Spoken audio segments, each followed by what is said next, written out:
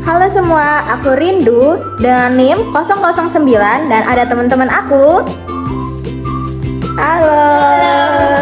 Di sini ada Saya Salwa Elvina dengan NIM 012. saya Zawa Aulia dengan NIM 013. Saya De Kurniawan NIM 10. Saya Yudvi Brantika dengan NIM 022. Saya Jessica Melani dengan NIM 026. Bye-bye. Definisi diare. Diare adalah suatu kondisi gangguan pencernaan yang ditandai dengan frekuensi buang air besar atau BAB lebih dari 3 kali sehari dengan konsistensi tinja yang lembek hingga cair, dan seringkali disertai peningkatan volume serta kandungan air pada tinja. Kondisi ini terjadi akibat gangguan keseimbangan antara penyerapan dan sekresi cairan di usus, sehingga tubuh kehilangan banyak air dan juga elektrolit. Etiologi diare. Etiologi diare menurut Nyaspiah 2014 antara lain: A. Faktor infeksi. 1. Infeksi internal. Infeksi saluran pencernaan makanan yang merupakan penyebab utama diare pada anak, meliputi infeksi eksternal sebagai berikut.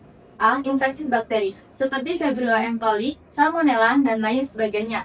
B. Infeksi virus, seperti enterovirus, adenovirus, dan lain sebagainya. C. Infeksi parasit, seperti cacing, protozoa, dan lain sebagainya.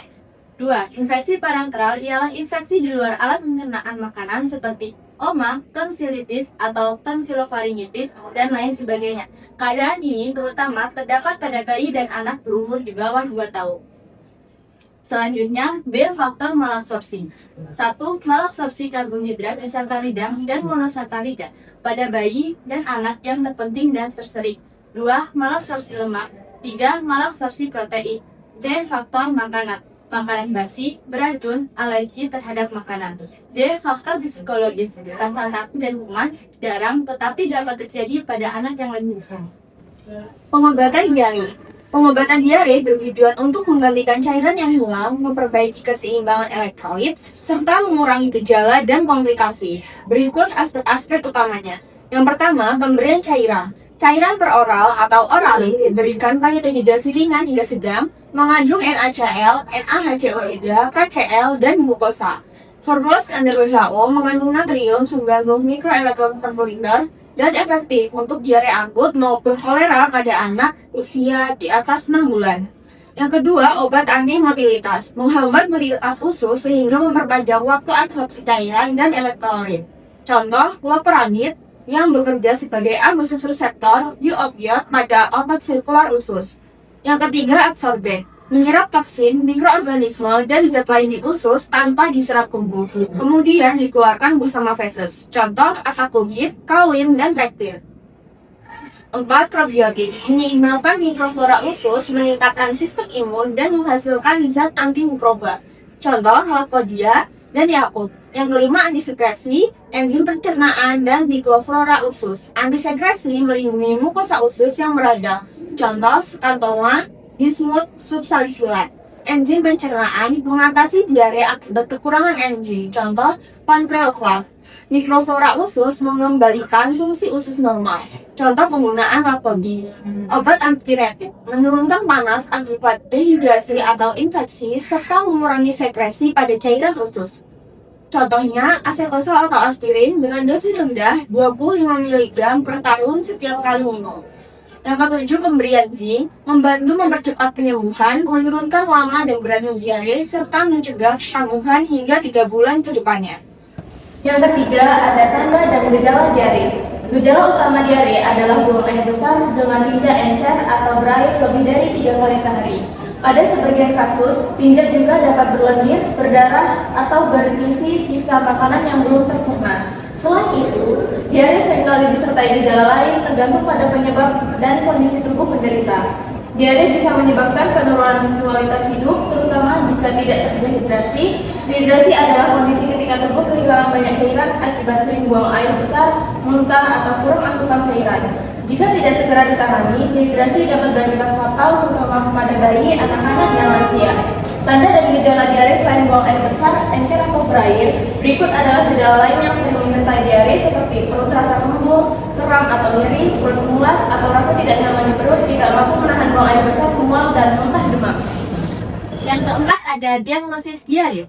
Diagnosis diare dilakukan melalui yang pertama ada anamnesis atau wawancara, menanyakan nama diare, frekuensi BAB, butuh dan nomor feses, gejala penyintas seperti muntah dan demam, riwayat makanan, perjalanan, penggunaan antibiotik atau penyakitan.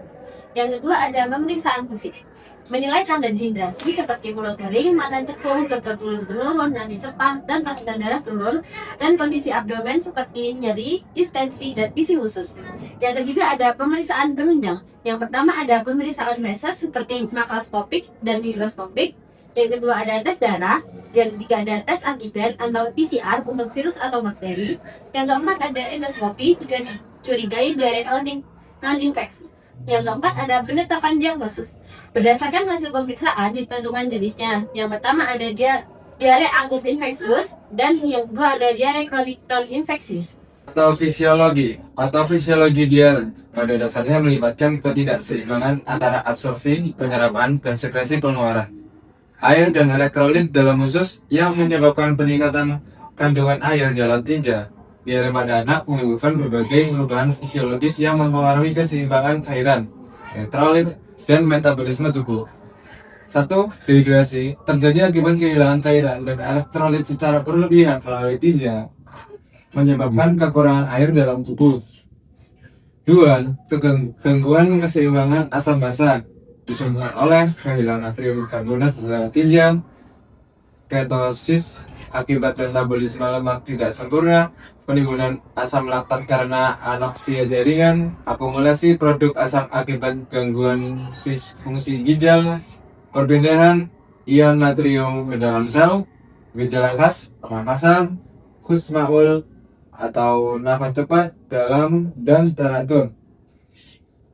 Selanjutnya, hipoglikemia umumnya terjadi pada anak dengan gizi buruk atau HKP karena cadangan glikogen hati menurun dan penyerapan glukosanya terganggu. Terus yang keempat, gangguan gizi, diare menurunkan nafsu makan, mengganggu pencernaan dan penyerapan nutrisi sehingga dapat menyebabkan malnutrisi. Kelima, gangguan sirkulasi, kehilangan cairan dan muntah dapat menimbulkan shock hipovolemik yang mengurangi perfusi jaringan dan menyebabkan hipoksia, asidosis berat, penurunan kesadaran, hingga kematian jika tidak segera ditangani.